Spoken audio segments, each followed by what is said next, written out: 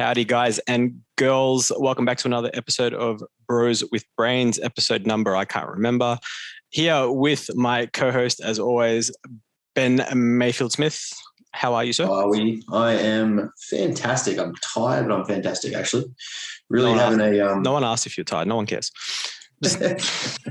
Just say good. Just drink Red Bull and coffee. Get over it. When it comes to men, that's all we want to hear. Are you okay? Yes. Good. Move on. Yeah, pretty much. No Don't one need cares. to know the problems, the ins and outs. Just say yes. Nobody cares.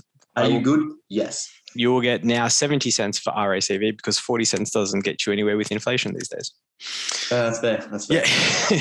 They cut petrol tax, which is always nice. I actually managed to fill up my car yesterday, which was pleasant. Didn't have to sort of, sell a kidney. It's always good. Yeah, I just drive. The only place I have to drive now is the gym and back. It's great. $20 a week. Yeah, that's pretty good. And just walk. Not bad. Just walk. Get your steps in. It's not. It's too far a walk. Run. Get an electric scooter. We're not that desperate for body composition yet. yeah, true. Only when in prep shall I do that. Yeah, we'll progress that far. Power walk. How are things going in the land of the Queen? It's actually pretty good. Weather's been normal. What do we got up here? Nothing exciting. Oh, they're actually alleviating all mandates now. So the end. We've reached it. Well, don't jinx it. Yeah, sorry. It appears we may have reached it. Touch wood. And obviously, like we would expect, there's people coming out of the woodworks like, I feel for all the people that were made to get it. It ruined their lives. And what's happened to you since you had it? Nothing. Yeah. But yeah, so that's obviously kicked off, which is whatever, I don't care. But it looks like in the next week or so, maybe. I don't know. I saw a flash that it was coming up. I saw something somewhere. I saw it on a bumper sticker. It doesn't affect me anymore because I can go to the gym and I can get groceries. So yeah. Doesn't stop me from living. I can go to the movies. I can get my groceries and I can go train. I'm good. Correct. I can walk somewhere if I need to do steps. I'm sold. Yeah. But yeah, so training's just going fucking nuts. It's great. Yeah. It's almost like I wrote my own program and I like it. It's actually fucking phenomenal. It's okay if you like it. Is it what you need? Yes. You have the shit that you need in there to bring up the ugly shit that's on your body. So just full body balance. Yeah, pretty much. Just like, fix everything. Do you have everything that you need to bring up all the lagging body parts? So basically 20 to 25 working sets, every body part. Full body. My triceps are broken down to all three heads. Yeah. The only thing that I have that's big is my forearms. Yeah, correct. Exactly. So short of that, basically the rest of my body's getting attention, but not calves because no one cares about calves. No. But yeah, no, it's going good. I'm officially stronger than my pre-tendinopathy, whilst also much better mechanical tension, range of motion, isolation of the target muscle. Like the limiting factor is now my muscle I'm working without question. It's great. Beautiful. So it's taken I don't say years, but it's taken different approaches to understand, figure out, learn how my body responds to things. Like, as we talked about before, my limiting factor isn't just the fatigue of a certain muscle. It's also where does my back take over? When does it become hamstring versus erectors versus hips? So all that's come into play many, many times through injuries and ticks and tricks and fucking sets and data that Dolt's got. So he passed it on to me. He's like, the best person's going to know how you respond as you. So he's not wrong. Yeah. So me and Tom have both been executing that. Hack squats crank like 180 for 3 sets of 10. Yeah, nice. Not bad. So chasing that 5 plate marks when I look back at January last year, I think it was like a 10 kilo plate aside. Mm-hmm. Yeah, so come a long way. That's literally like 1,000% increase, 2,000% increase. Yeah, give or take. Yeah, so not bad. Everything just feels full. Photos are looking good. As of next week, my RIP 3D, my Oxy Shred will be arriving and we'll be executing the aggressive pre-prep phase, which will be good. Yeah. So everything's tightened up. Because my output had decreased with all the extra work, I really just increased food intake. Yep. Hit 4 meals instead of 5 or 6, just spacing out when I wanted them. And if I could get them, I would have them. It was just getting late. Like I just have to, I don't know. I get so excited about working that 4 hours gone by, I've got to stop and eat. And it's like, I've also got to do some steps and stretch. It's like, oh, fuck. Yeah. So all that other life shit that you need to do.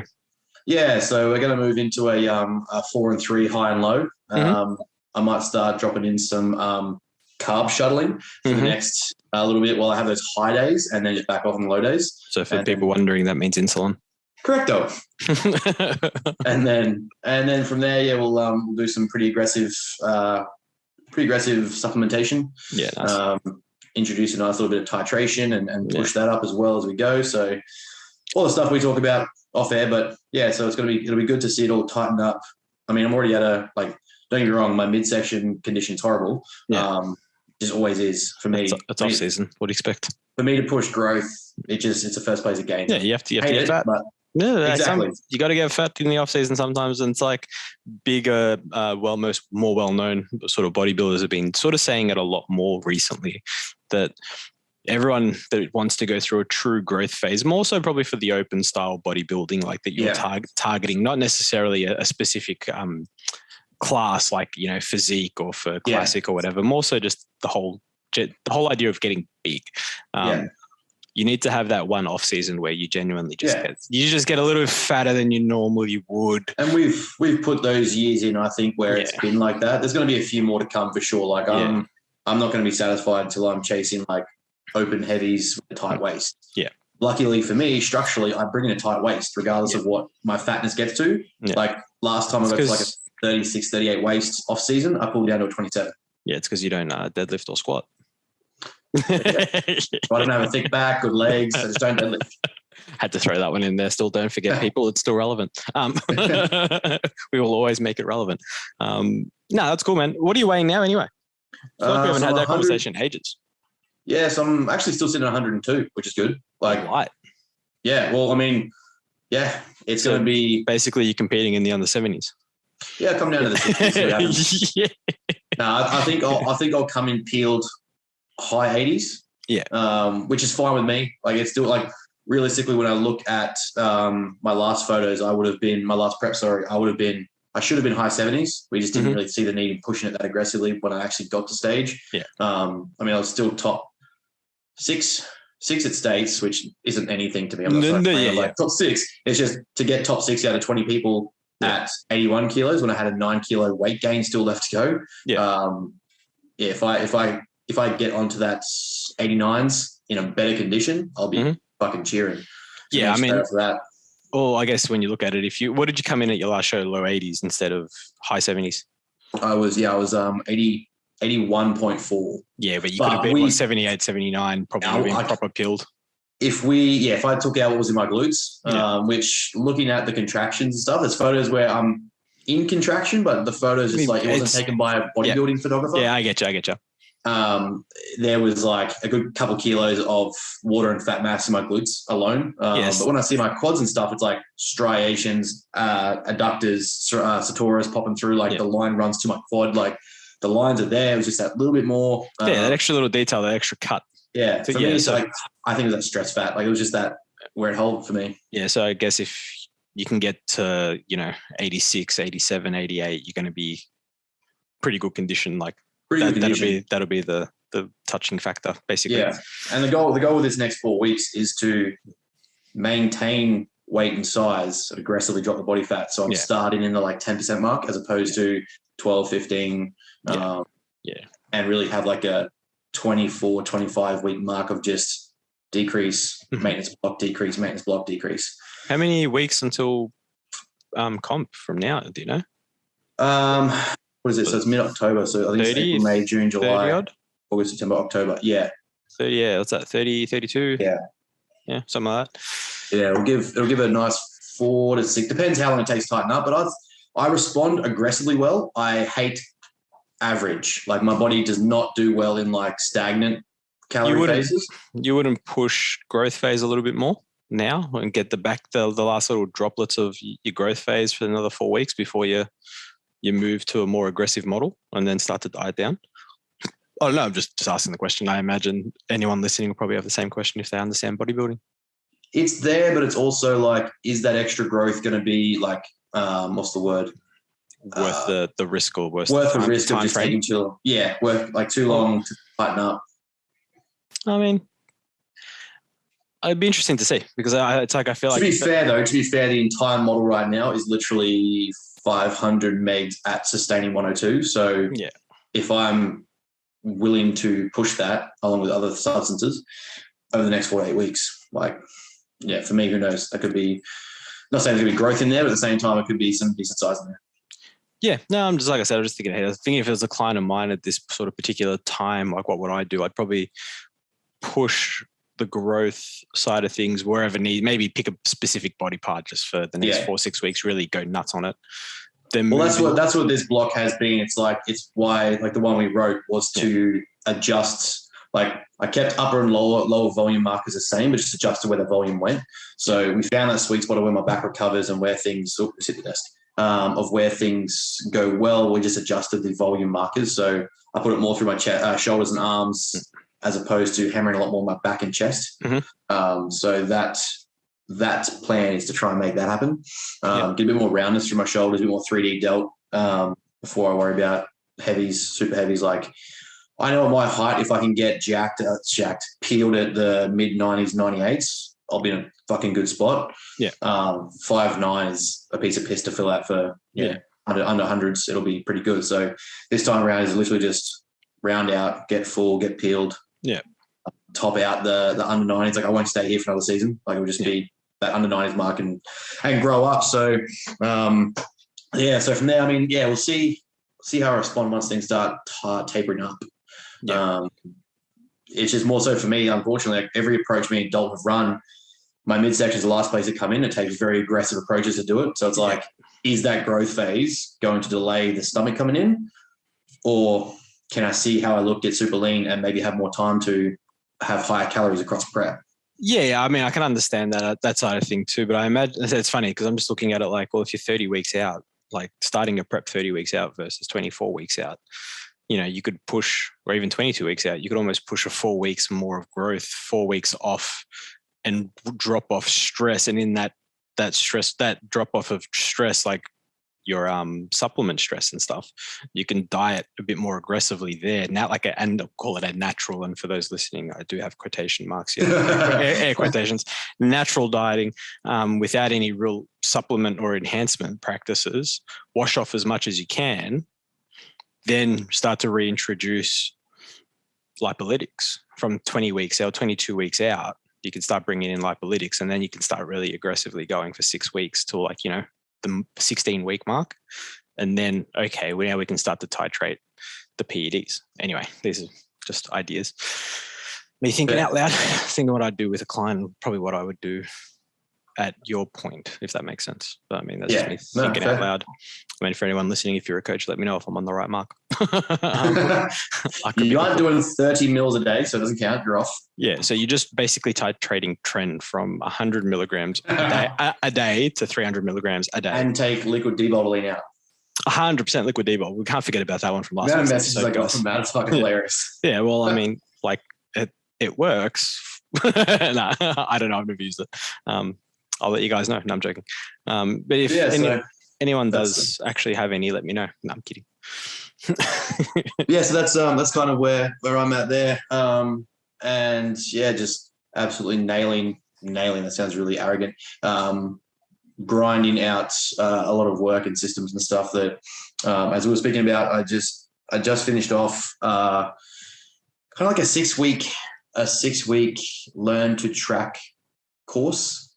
That I'll be uploading for clients. So the plan will be maybe that we look at how well it goes if I tweak it, and just maybe sell it to like anyone who wants it. But all clients that come on that want to start learning more about nutrition and self-monitoring as a concept will be put through it, and it's kind of just like a scaffolding system of learning how to add this thing to track this week and this thing to track this week, and now we move to this macro and this veg and this fiber and kind of that sort of thing. Like, and then there's like some bonus ones of like, this is how you track alcohol and break down the 7 calories per gram or per milliliter and all that sort of jazz. So it's been fun. It's kind of like for me getting it out of the way now so that sleep and training and stuff is better come prep, because that whole work, putting the effort now gives me a bit more time that's less stressful, less thinking, I guess, down the track. Yeah, that's fair. I mean, would keep you busy. Yeah, like I perform well in busy, and I also enjoy busy. And whilst it's not a maxed out client list yet, it's like, well, how can I better serve those clients? Better serve all stuff for them. Dude, a full client list is nothing but time. It's literally nothing but time. And anyone that tells you different hasn't got a clue. It's literally time. Listening to what's out there, like I understand it's the game of just being present and also just continually getting the results, but seeing what people are willing to pay for and what they're willing to spend money on just because someone's in their face that looks jacked. And it's like, that's the funny thing. You filter out as an online, so for those that are listening, there's an online coach. You want clients that you want to work with. It's like, you don't want clients for the sake of clients to fill a book.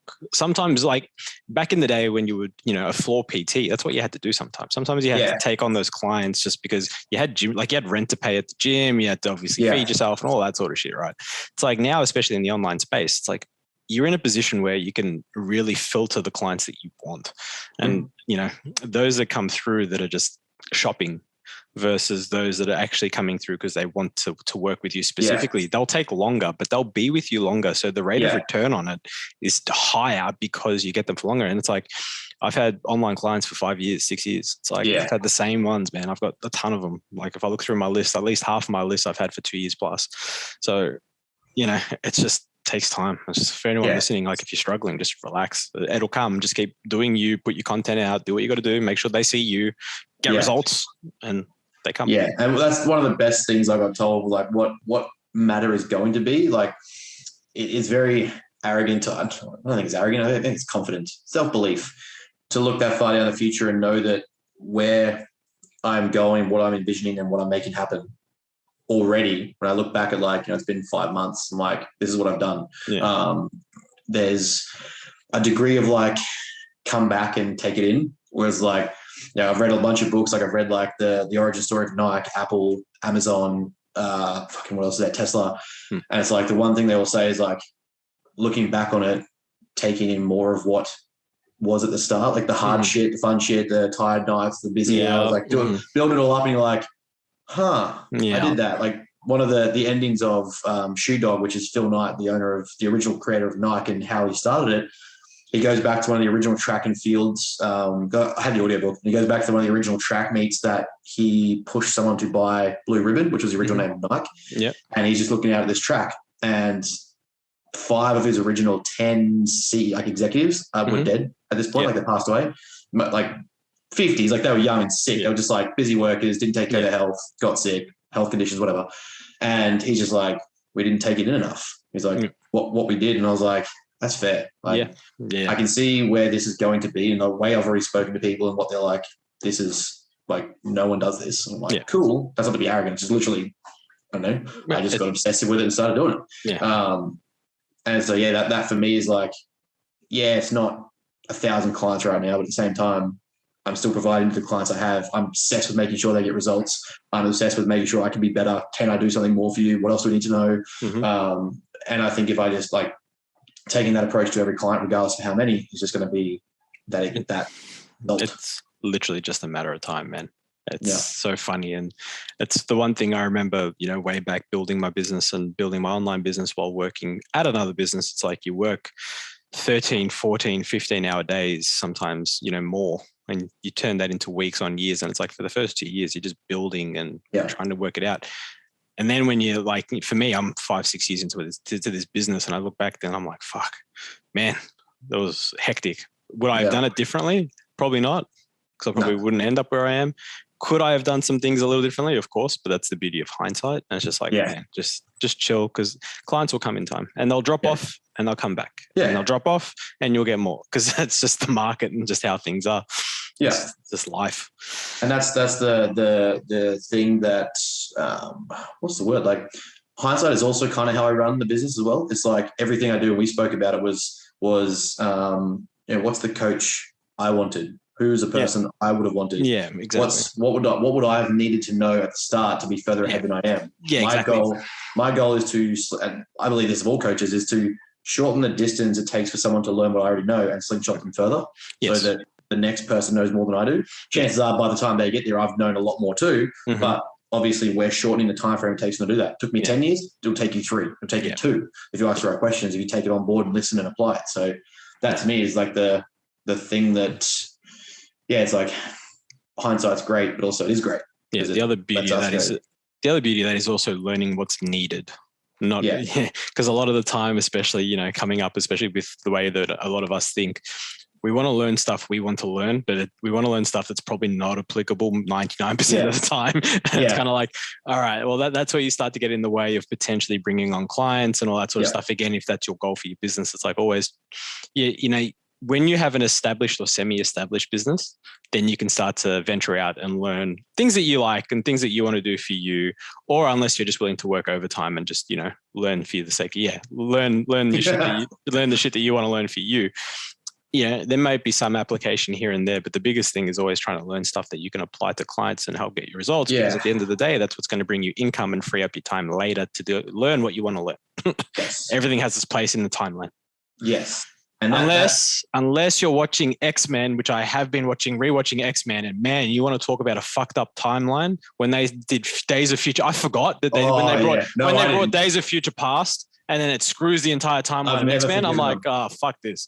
I forgot about it because I hadn't watched it for so long. I'm like, I'm going to watch this in chronological order. I'm like, wait a minute. The 92 X-Men animated series was what first exposed me to Marvel, and then the Amazing Spider-Man and his Amazing Friends series. And because I was like the 80s animated is what exposed me to Marvel and got me started. And then there was always like that song still plays in my head all the time. Then I watched them make X-Men, and I've hated every single person at Fox ever since. So I hope they all die.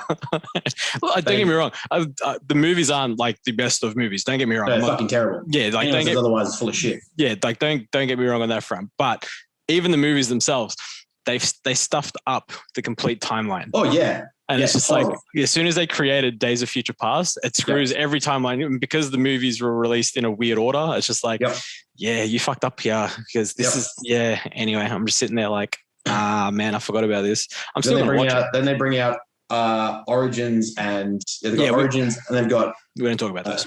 We don't talk about those. But you've got First Class, and then it goes into the next one. Yeah, so it's like Days of Future Past. No, First Class, Days of Future Past is the next one, and then Apocalypse. Oh yeah, that's horrible. That's so bad. And I love Apocalypse. Dr. Who's off Power Rangers. Yeah, I love Apocalypse. The character of Apocalypse is like one of my favorite villains. He's one of the greatest villain powers of all time. He's literally he's the pre-Thanos. He literally lands on Earth 5,000 years ago, shape-shifting. Discovers the celestial armor that he gets. I know. And they combines Marvel. It's like the greatest bit. They butched him. And they absolutely raped him. And then they spat in his face. So, But in saying that, there is a very well planned out theory that Charles Xavier is in the Doctor Strange Multiverse of Madness. Well, Patrick Stewart.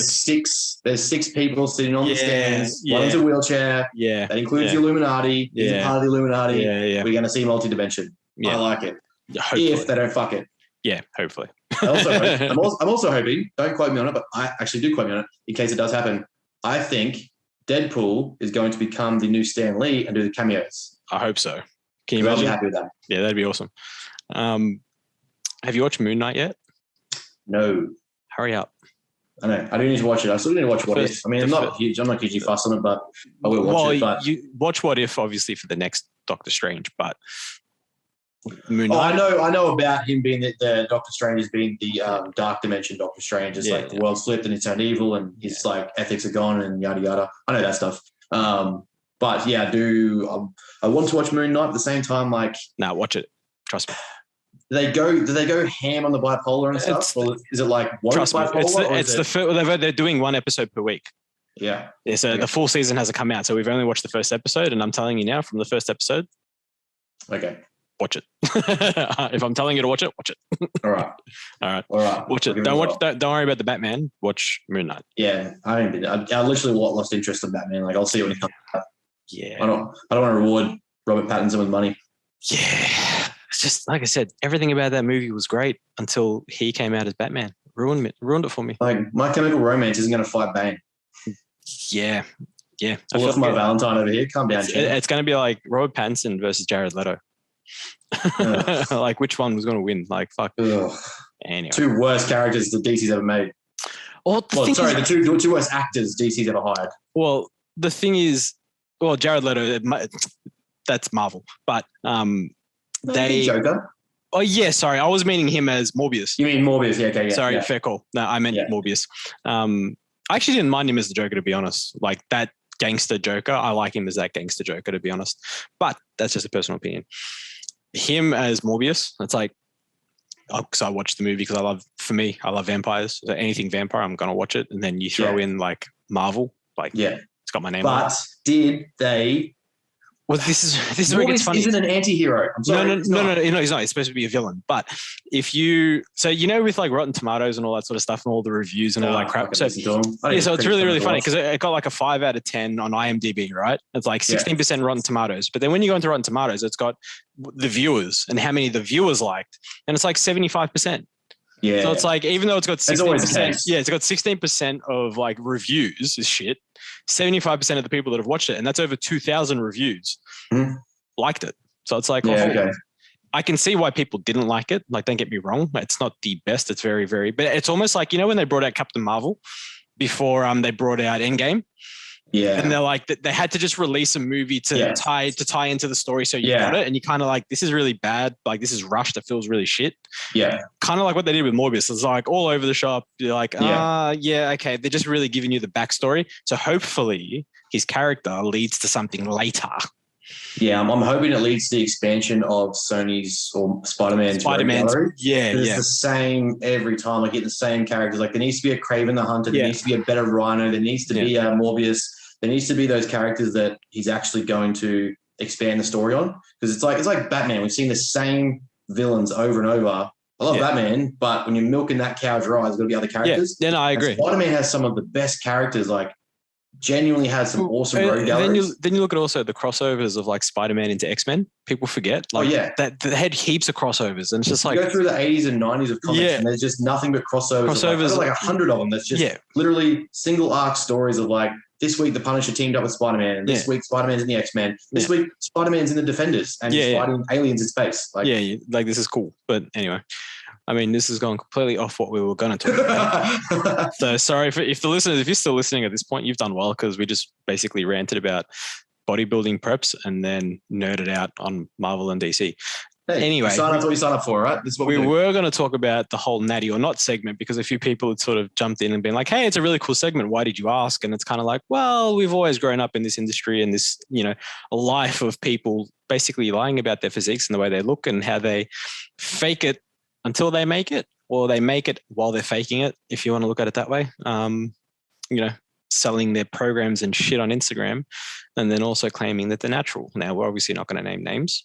We did that last week, and we're doing the question box. Yeah, we're doing the question box. I mean, I could name quite a few in Australia, but anyway, for those that, do ask and, want to know, obviously I'm very, very, I'm educational. So I tend to educate mostly on PEDs and that sort of stuff. So I'm very open with my PED usage. For those that would have listened to these episodes before, I've always spoken about it and how much I quite enjoy PEDs and how much I can't do them really that high anymore, or I shouldn't do them anymore. Not to say that I won't. No, shouldn't is the key word. Whether I do or not is different. Yeah. I mean, I can't imagine being jacked is good for golf. So I'm just like, like being huge and jacked for golf and jiu-jitsu just probably doesn't work. So I'm just like, I'm happy to take a break for a little bit. But yes, there's a lot of people that really, really like to lie about these things and say that they're natural, when it's very obvious for those that have an educated eye can say, yeah, you're lying.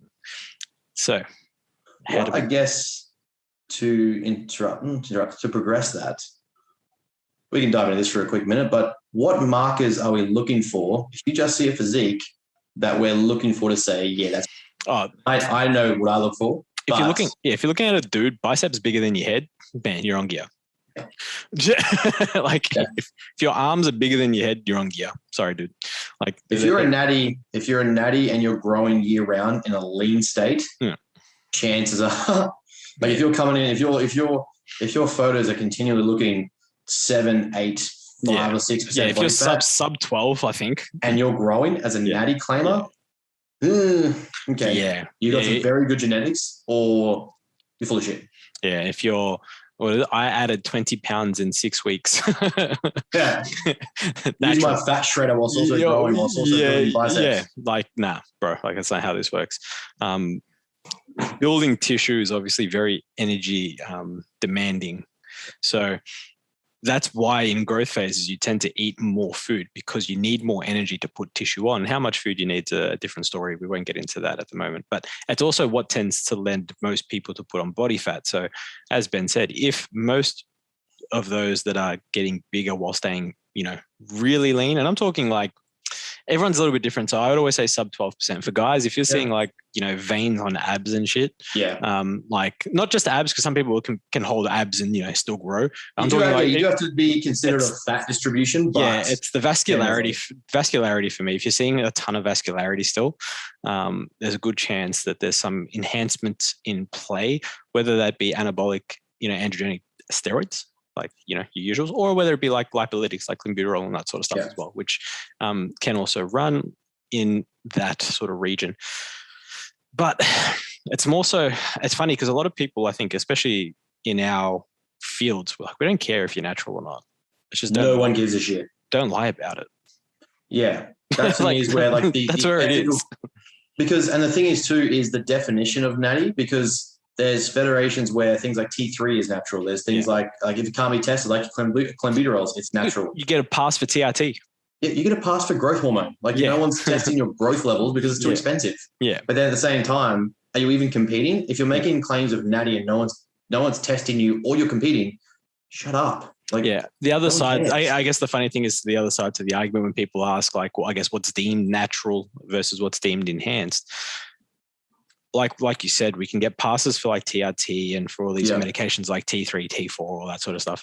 But then people could also argue like, well, caffeine's an enhancer. So does that mean you're natural? Like, does that mean you're not? So it's like, then you have to go by like what's on the substance lists, for like WADA and ASADA and all that sort of stuff. That's one way to look at it. But again, then you've got like where someone deems natural. Like I've literally had this conversation recently, and it was said from said person in a statement, in person with other people around, that and it's in their bio, natural physique. Fuck, I can't remember the adjective they use. It may as well be douchebag for all I care. Claims natural, states, and I know the guy who sold to him, and then discusses that he doesn't think he's basically natural because testosterone doesn't count. So he's using over 300 megs per week and claims that doesn't count because it's a natural hormone. It's not it's not an ester derivative, so therefore it's just straight testosterone. I was like, that's not how super what are the words? Super physiological doses work. Yeah, I was like, nah, dog. Yeah, nah, bro, that's not how that works. That's not how that works at all. So I had a field day with that, and I was like, yeah, all right, mate. No. Yeah. So I mean, that also comes into like where the person decides what defines natural. Yeah, well, the other funny thing is, not that I get asked that much anymore, but when like peptides were a big thing, and even SARMs. Even now, SARMs, and even now it's also like testosterone and all that sort of stuff, right? Yeah. And you have people that will ask, what can I take that's going to basically give me the unnatural benefits while keeping my, physiology natural, let's say, right, for argument's sake. And it's like, my thing's always like, well, what's the point? Just just go in hands free out. If you're that committed to the amount of changes you want and you're that desperate for it, go through just do the enhancements and do it properly and get the full benefits, because at the same time you're wanting to do unnatural, like you want unnatural outcomes from a natural thing, and it's like, it's not how it works. You can't do that. Like things don't work that way. Like testosterone and rad was it 194 and ostarine and all that sort of stuff. Ostarine, like they all suppress your natural testosterone production. Literally what testosterone, if you take exogenous testosterone, it does the same thing. But guess what the benefit of exogenous testosterone is against the rest of them? Exogenous testosterone is actually going to produce protein accretion and actual outcomes in terms of muscle hypertrophy or strength gain. Guess what? Testosterone and all that sort of, they don't do anything. they just give you suppressed testosterone and give you no benefits. Mm-hmm. So it's kind of like, what's the fucking point? just take the testosterone. Yeah. And literally, and this is the thing that kills me when people are too taboo to talk about the subject, or doctors and that are too taboo to talk about the subject, is that I find people take the riskier route because it's not free to talk about or free to discuss, and end up in the realm where people like pushing the boundary of what's natty and what's not, instead of just being like, look, it's actually not that dangerous. And I'm not advocating you go do blasting, but if you're going to do one of two options, the lesser of two evils, if we're going to even call it that, is usually the safer one. Yeah. That's generally how you go about it, because the amount of routes you have to take to get around the fact that you just want to do the one thing usually takes you into some dangerous waters anyway. Never mind the years and years and years and years of research done on testosterone. Yeah, exactly. Like, never mind that it's been literally used on humans for years, and we have I always find it funny thousands of studies. Yeah.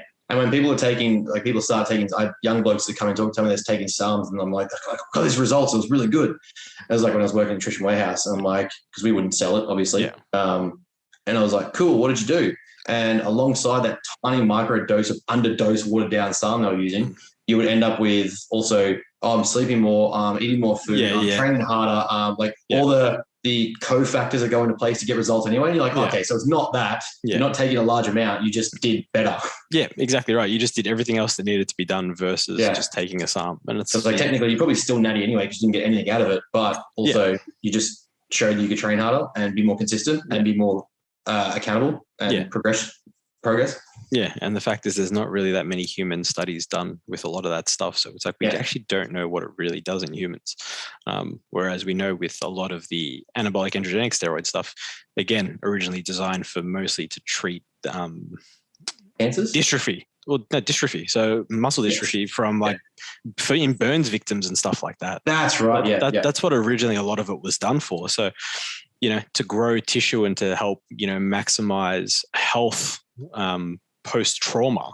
And it's like, well, then obviously someone jumped on it and said, hey, if I'm healthy already, I'm going to take some and see what happens. And they basically got jacked, and here we are. But, a lot of those peptides and stuff, they don't have any human trials. It's just like they're not used in humans. So what's the point?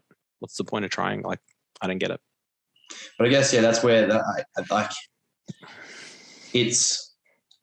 I guess a lot of it is to do with how taboo it is, but also like how scared people are of it, because it's so taboo. It means that the conversations aren't freely had, which means the educations are freely acquired, which means you've got to know the people to talk about it.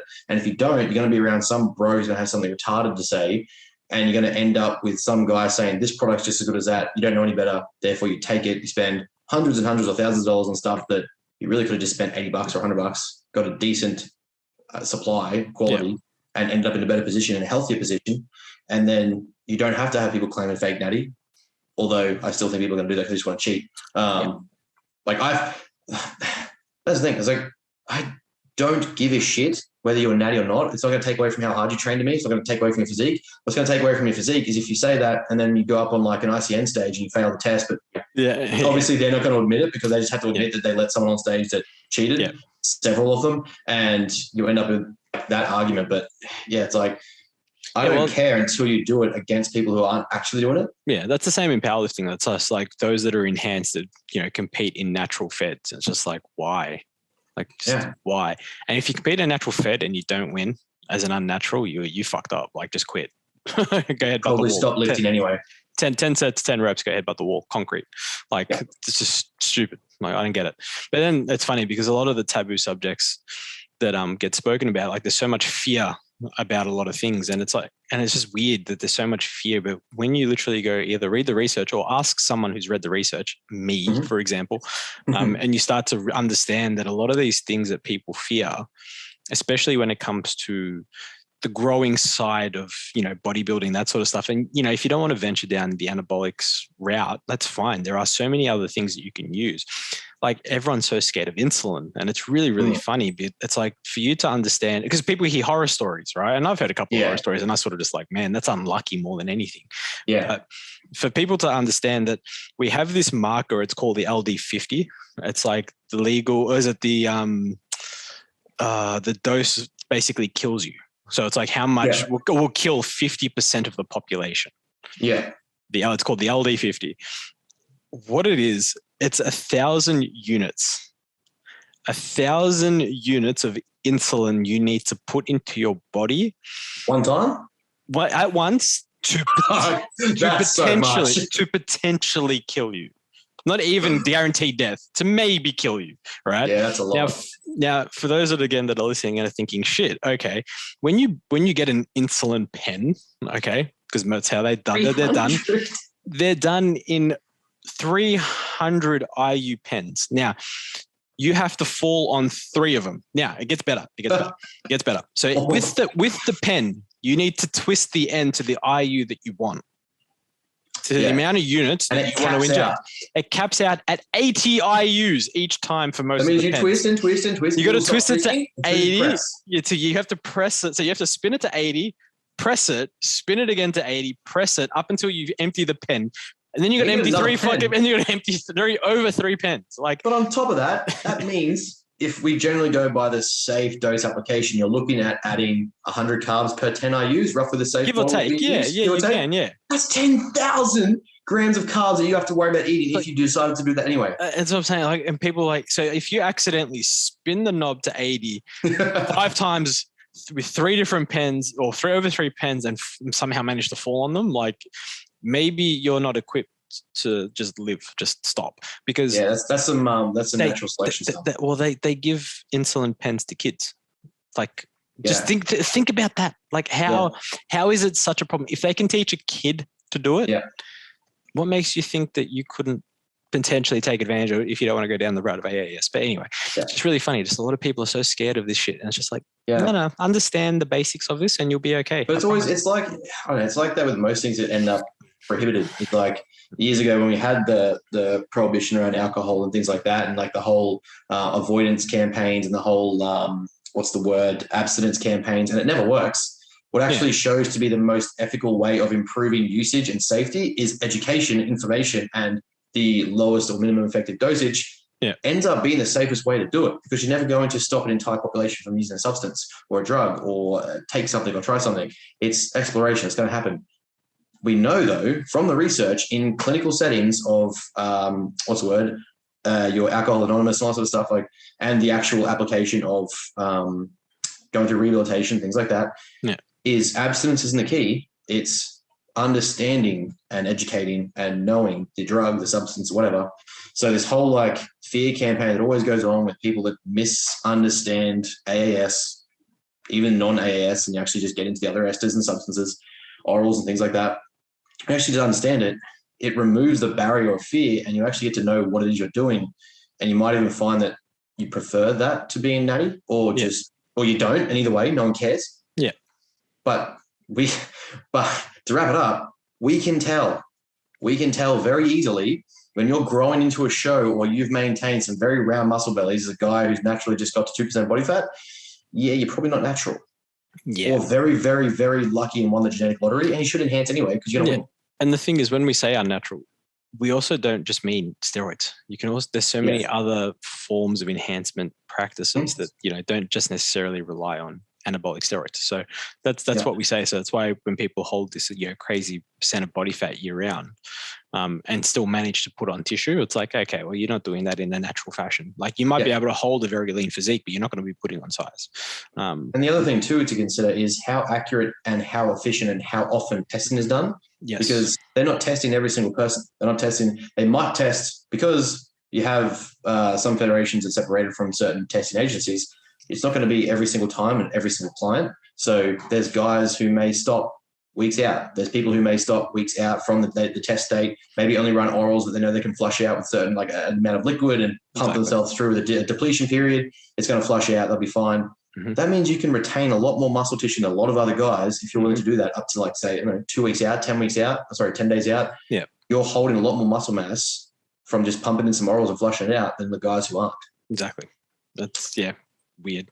And for those that are listening, LD50, I'm tired. Lethal dose. Anyway, idiot.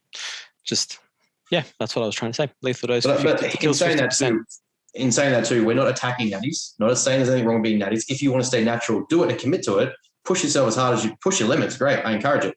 But definitely don't come to me for coaching saying you want to be natty and then ask if we can dose you up or put you through a natural show while you take stuff. Yeah, I will laugh exactly. at you and say no. Yeah, exactly right. I Or I'll be encourage, like, take the balls to either do it properly or have the efficacy to say, hey, I do this. I don't want to be. I shouldn't or be. you just say, well, I'm changing my mind. I'm moving to an enhanced route. Let's move to an Yeah. enhanced competition. Let's plan that out and let's wait to see what it looks like. Very Exactly. easy. Shall we move on to questions since we've nerded out a little bit? It's been a while. Why do Australians have small legs compared to the upper body? I'm going to put it down to beach culture. That's fair. I feel like we're always on a beach now. I don't know. I couldn't tell you, to be honest. I haven't seen that, to be honest, I guess, in that aspect. It depends, I guess, in which environment you're looking to say all Australians. I mean, do we have different genetics to a lot of other countries? Like you look at Eastern countries, and a lot of them just have naturally round muscle bellies and fullness, and they're also short. Then you look at the heights and the thicknesses of other areas, application of drugs, quality of drugs. Like there's a variety there mixed in with genetics. And I actually do think, like if you look at it, beach culture in of itself, most guys get away with rocking jeans and just a tight shirt. So the legs are on short, the legs are hidden. They might wear boardies and thongs, but they want to show off the six pack and the abs. We fantasize about the Chris Hemsworth era, the He-Man, Action Man era, where it was like shredded midsection, some shape to a pec, some decent arms, and like some cap shoulders. Yeah. There was no like, fuck, that guy's got some like quads and teardrops. Yeah, and only like bodybuilders or those that actually train legs appreciate others' legs. Just like exactly. So some fucking cannons there. Yeah, exactly right. So you get that on the beach and it ends up just being like dudes rocking. I mean, look, half of them could probably do physique shows 5 years ago. Yeah. When you look at the physique quality of the Olympic stage in like 2015, fuck, they could have. Yeah. Until now, and they're all jacked and bigger than bodybuilders. Yeah, and shredded as fuck, but that's fine.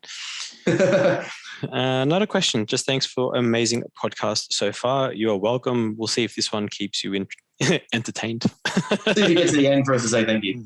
Yeah, pretty much. What the fuck happened to Von Moga, and do you think he will do well in his so-called comeback? Look, I know he derailed a little bit and he had some issues mentally, I think, and that sort of stuff that's sort of taking him away from a lot of things. But I didn't know he was doing a comeback, to be honest. I've heard about it a few times in the waters in the pipeline, but at the same time, he's had that many comeback attempts and he's going to do this classic, and then he got into acting to Biani and all that stuff. They put on his story and his Netflix, whatever he did, his documentary. I don't know.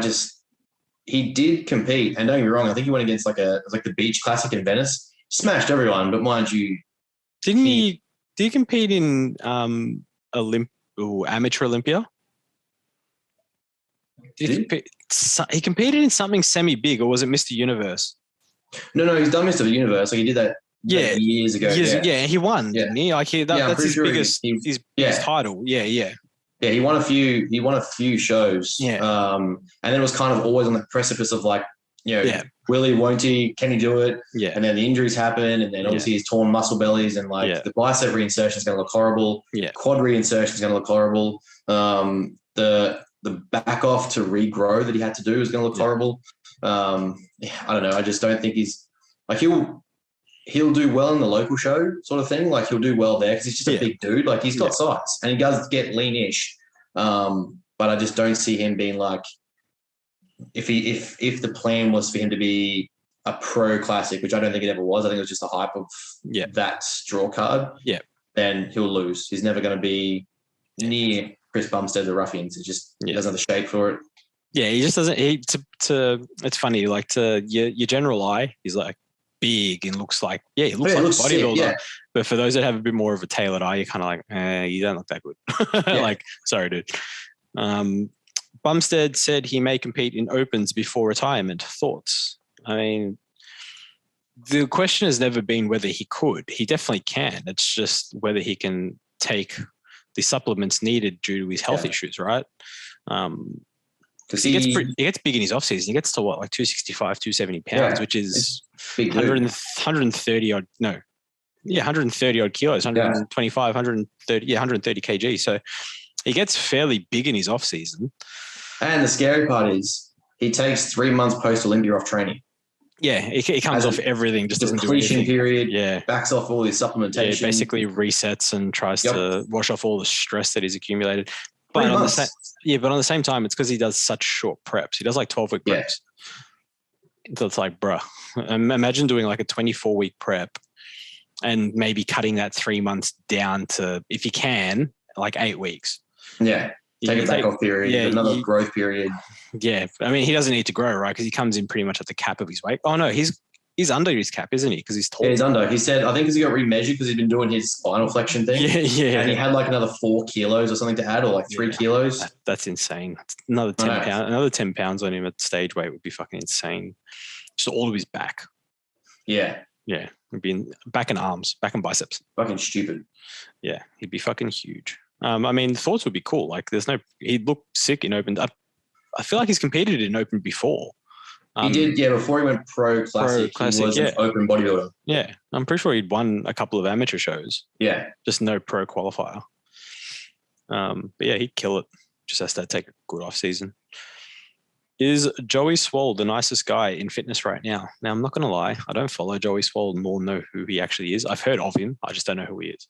I do, and I think, like, don't get me wrong, I love his transition and what he's doing now. He's going ham on calling out a lot of bullshit. Like, the TikToks of people recording other people in the gym and like, this person's creep because they did this. And he's like, shut the fuck up. That's not what happened. You just want attention. Get over it. Yeah. And it's not just women, but there's a lot of them, like the videos he's calling out are women that are shaming blokes, like risking these guys' careers, calling them creeps or like stalkers. And really all they're doing is like looking in a direction or like training near someone or walking past a camera, and all of a sudden they're being recorded and put on TikTok as like this is an aggressor or this is a creep, and everyone's like, shut up. Yeah. And he's calling that out. Good on him. However, if you know his history, let's ask him what happened with Shreds. Yeah. Now, a lot of people got into a lot of trouble for taking a lot of money for a lot of scam products. Yeah. So, I mean, he's done well to revamp the image. However, that still happened. Yeah, right. Yeah, I don't know much about him, so can't really say. We're looking like we're talking like a good 5-10 years ago. Yeah, I'd say 10 years ago, the peak of it. There was a few like what was her name? Paige Hathaway. Yeah. Paige Hathaway, Devon Physique, like all these guys rep this brand, and all of them got called out for a lot of stuff. Now, again, it's great he's revamped himself, but that still is in the background there. Well, yeah, fair enough. What have we got next? Best thing you've seen happen in fitness this week? I mean, I've got one, but I'll let you go first. It's really sick dude at World Gym Staff did 180 kilo hack squat, 3 sets of 10. What a fucking weapon. The fuck is the con? We'll see him at Stereo. Oh, God. Besides that, anything? What have I seen in fitness this week? I haven't really been paying attention. Like, I don't know. Unfortunately, when you try and ignore the shitty stuff, you end up missing out on like good stuff. Yeah, that's fair. So for me, I've been seeing a lot of guys, they've been posting that they're doing flies. So whether it be machine fly or cable fly, mostly, I think it's all machine fly, to be honest, the pec deck. And they're putting a foam roller in the middle of their back to try and increase their range of motion. And it's kind of like, yeah, I'm not opposed to increasing range of motion. Don't get me wrong. I'm opposed to increasing range of motion at the potential to sacrifice safety. So just because you might get a bigger stretch and it might feel like you're doing more work, it doesn't necessarily mean that you are, because we have these two things like active and passive tension that we need to look at. And it's like keeping active tension on the actual muscle is what we're looking for most of the time, especially when we're moving into these compromised positions. By putting a foam roller down the middle of your spine and then having like a decent amount of weight on the actual handles, those handles coming back basically pushes you into this stretch position. You're not able to get into the stretch position yourself. You need the weight to push you there. That's what we call passive tension. Now, that's not necessarily bad. It's just that you're weaker from this position because you don't naturally ever go there. Yeah. And then having that would also compromise safety just because you're never there. So would you need to do that to potentially get like let's say it's the bigger pecs, like not necessarily. You don't need to move into ranges of motion you don't go into unless you're very, very, very restricted and obviously need to increase your natural range of motion as is. But most people can do that without any real problems. So it's like I'm seeing a lot of it going around, and I don't think it's being pushed as in, okay, like this is how we get more out of your pec deck or more out of your your pec fly. But at the same time, I think a lot of people will watch it and be like, "Oh, that looks cool. I'm going to try it." And be like, "Rip! There goes the pec insertions, and like there goes their delts, and there goes fucking everything." And it's like, well, the unfortunate side of the fitness industry that being so trendy, or like things look trendy, and you saw that with idiots that do boast with balls for shit. And it's like people catch on. They don't catch on to like why. They just see something and be like, "Oh, I've got to do that." Yeah. And then all of a sudden you've got dickheads running the risk of doing stuff that A, isn't designed for them, or B, beneficial to them, safe for them. And then you end up with obviously tears, rips, breaks. That looks fun. Yeah. People are stupid. Basically, at the end of the day, that's what we're saying. Simeon Panda, natty or not? I'm going to go with a hard not. Is Natty fuck? Yeah, he's not using. That's what you're going to say, right? Was it him or was it Ulysses that had Mad Gyno? No, it was Ulysses, but they were basically besties for a little while there, and like they were both competed in Muscle Mania, and both claiming natural, and it's like, bruh, you're about as anyone natural that's done Muscle Mania claiming natural, like yeah. If you know someone doing Muscle Mania, you know someone on gear. Well, no, yeah, that would be funny. Let's go do it. Let's just go compete. We openly talk about being on steroids. We're going to walk in because we're natural. To see if we can get signed up. No, bro, just do it. But yeah, so yeah, Simeon Panda definitely.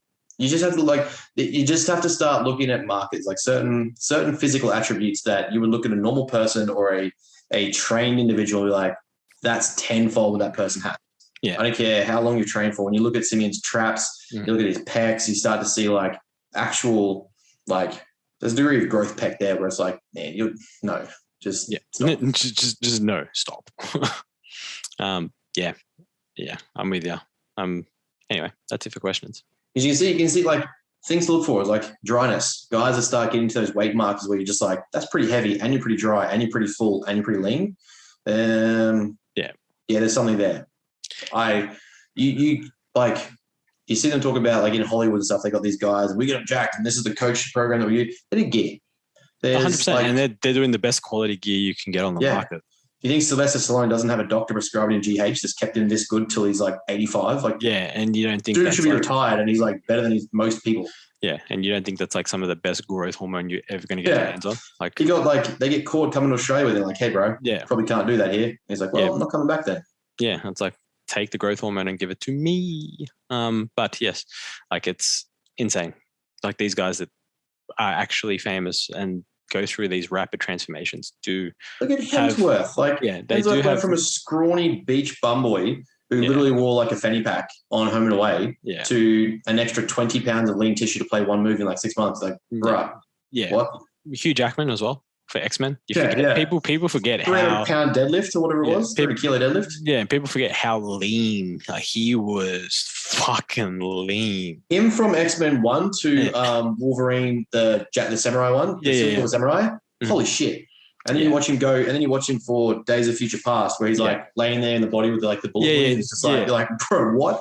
Yeah, he is fucking like that. That's not far off stage lean in terms of how shredded he is. Like people don't realize how lean he is in those scenes, and it's like you don't get there naturally. And that's an actor with access to drugs that we know, and you see people that aren't even like that are similar in condition on natural stages or in claiming natural, but are bigger than him. And you're like, yeah, exactly right. Come on, guy. Exactly. Well, that's it from me and the questions, my friend, unless there's anything you want to wrap up on. Anything that we need to know coming out, anything happening as per usual? What have we got happening? Yeah, we're really working on this awesome, I'm excited about it. I don't see it. I haven't seen it. I've looked for it. I'm not trying to claim something that someone else has done in case it has pointed out to me, but we're looking at creating a quiz. Now in this quiz, it's essentially to try and help you as fast as possible. Because I think coaching people for sleep isn't dumb, but at the same time, like it's a fundamental pillar that people should just have access to. Like you just should know to sleep better. And unfortunately, some people don't know that. So in saying that, what we're going to do is create this quiz, and literally all you have to do is take the quiz, and there'll be questions with different domains associated to them. We use a Likert scale, like we try and counteract the biases that are in there, and spend a bit of time trying to figure this out. And it'll essentially provide you a score in the domain that you're not good at, and it'll provide tips to how to instantly go back to improve that, implement aspect. them. Yeah. And then obviously if that doesn't work, again, like first step isn't to take your money. First step is to help. So go do this. If that doesn't work, call me. You get a 15-minute consult for free. Give it a bell. Obviously, my main priority is hypertrophy, recomposition, performance. But 99% of the time, if I have to spend most of the first few weeks teaching people to sleep better, it just speeds up our process together if you know how to sleep better. Yeah, it's actually really funny that you do mention that, because when I think about it, when I use my Instagram Reels, it very, very so often, because, fuck Reels. My most popular Reel is actually the one I did on sleep. So it is very highly valued, I think now, or becoming much more highly valued among people.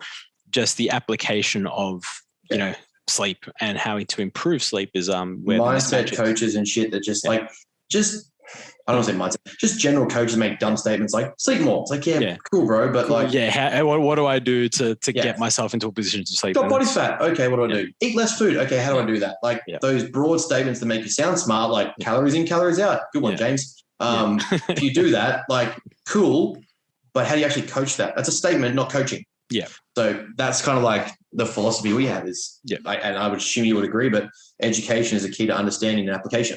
If you don't know why you're doing it, the chance that you're doing it is like, oh, Ben said to sleep again. Shut up, Ben. If you can't explain it to a 5-year-old, you don't know it well enough. Exactly. So we're working on that. That should be out pretty soon, which is going to be really cool. And I'm just putting together everything I wish I had as a client. Really getting started, trying to push my physique, physical development, life development, like all our systems. It's going to be, I can't wait. Like I'm excited for it. It's why I just want to keep doing it, but getting to the point where it's going to be on an online portal, an education platform, like step-by-step walkthrough. The whole plan for us is to get to a point where even if someone doesn't want to be coached or a client, still go through it, become a better trainer, a better athlete, better personal, like train yourself, know more for yourself. But even clients do start, all the stuff like week 1, what are the usual things I have in week 1? What are the usual things in week 2? Yeah. Let's go through it, but also here's your program at the same time. Yeah. So you get all the results and you get the education and it walks you through it. So that's the thing I'm most excited about. So I'm just doing a lot of work to make that happen. I like it. I think it's just that like, I know everyone wants to be the advanced coach and take the advanced athletes. And we've had that chat. It was like, you have to earn the right to be an advanced coach.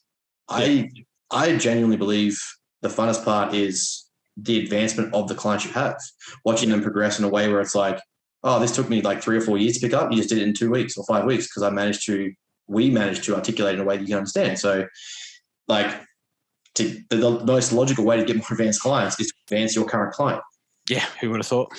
So, getting them to learn the stuff properly in a faster way than I did makes sense. And so having a systemized approach to do that, it makes it makes things more efficient, but at the same time, it frees me up to actually coach you, not just, all right, here's the basics that we should just know. You actually know that now. 100%. Let's actually coach. Yep. I completely agree. Yeah. So it looks like you got a few projects in the works, my friend. As always. I got to ask myself the other day, I was like, well, how's so productive? And I was like, honestly, this is just what I do. I don't do anything else. Yeah. I live to train, I live to study, I live to work. I have no life. I see movies when they come out if I'm interested in them. I eat food, I train hard, and I work all day. It's all right. When I come up there, we're going to go to Top Golf. This should be fun. Yes. We're going to watch Ben the bodybuilder swing a and golf rotation club. And tear. Hey, you're going to be pissed if you come down and I've got a mad drive on me. Yeah, mad. You imagine you just slap this thing like 300 meters. It's like over the fence. You're like, no over the line. Hit the back fence, Top Golf. Fuck you. I want to know what the distance is. 100 feet. Yeah. That doesn't matter. Actually, it's for ants. at the what is this? The school for ants? Yeah. The Penrith Panthers Leagues Club. They have a aqua golf there. Yeah. It's literally just driving range of water. Yeah, that's mad. Yeah, I know. It's so good. And then like they swim around on their boat and you got to try and like hit them on the boat and they try to pick up all the balls. Yeah, it's fun. Yeah, and it's like you get like a free bucket if you can land the ball on the island. There's like little greens and it's like, okay, this is fun. Yeah. And then I was like, 15 when I was down there, and I just proper Happy Gilmore slogged this thing, went over the back fence. One of the dads at chaperoning came down to look after us for our footy trip was like, I'll buy you another bucket if you can do that again. I was like, okay. You're on. Arrogant as fuck. I was so confident about this, just talking myself up. And I actually did it. He's just like, get fucked. I was like, one bucket, please. I know where I'm going. Well, actually, I don't know if I want to go Penrith, but anyway. No, so, it's in St. Mary's. It's different. It's like, it's in St. Mary's. I'm done. I'll be there. Yeah. If much, it's in much nicer neighborhood. Yeah, if it's in Penrith, it's like not even worth it. It's ironic because like it's Penrith Panthers, but it's not Penrith. Penrith, like right. Penrith-y. Yeah, on the outskirts of Penrith. Yeah, it's like good side of Penrith. Yeah, it's like Suncorp Stadium's in Brisbane, but it's in Milton. It's a nice place. Yeah. It's the upper class of Brisbane. Yeah. It's near us in South Bay, not you guys over in like Chapel Hill. Exactly. All right, man. Let's leave it there for today. Not much going on with me as usual. Just opening a gym and shit. Yeah, nothing much. Just start a gym. Just opening a gym and going through all that bullshit. Yeah, hectic. Just picked up the keys this morning, which is good. So we get the tradies in to start doing all the works and very nice. Just pushing memberships. That's about it. Guys, Scaff, it's getting busy and Scaff is doing a lot when it takes him like hours to reply to me because usually if we're talking shit, he'll reply straight away. Yeah. He's probably sitting on the couch. I've got a question. I'm like, it'll be 10 o'clock at night. I'm running something by him and he'll be like, oh yeah. And then now it's like, I'll get back to you in 2 to 3 business days. Yeah, not even, man. Honestly, I get to a point now being an online coach and I'm like, always on my phone. And it's like now with having all the extra calls and stuff that I need to do and all the extra work off my phone for the other gym, I get to like 9:30 or 9 o'clock and I'm like, fuck this. If my phone rings or goes off, I'm just like, I get angry. I'm like, fuck this shit. Throw my phone through a wall, just like say I'm out. So basically message you at 5 a.m. instead. Pretty much. I'll be asleep then, so that's fine. I'll wake up and see the messages. That's fine. I'm happy with that. That's fair. All right, guys. As always, we will chat to you again next week. If you do have any talking guys for us, send them through. Goodbye.